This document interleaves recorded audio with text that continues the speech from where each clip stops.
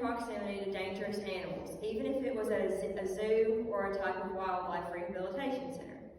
In 2016, animal lovers around the world, including myself, were devastated by finding out that a gorilla had been shot and killed at the Cincinnati Zoo.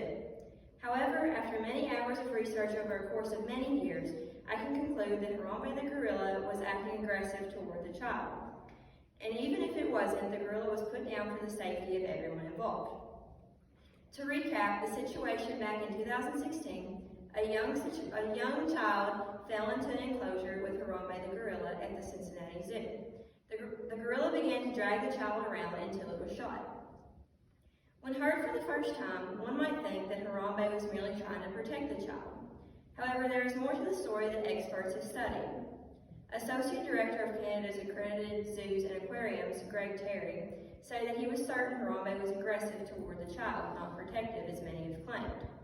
Gorillas tend to be very gentle with their young, contrary to the way Harambe carried the child around. There was one moment where the gorilla was standing over the child, which Terry noted was usually a stance of dominance. You may still not be convinced that Harambe's actions were hostile, which is understandable given that we can't know the gorilla's thought process. However, he still posed as a threat to this child.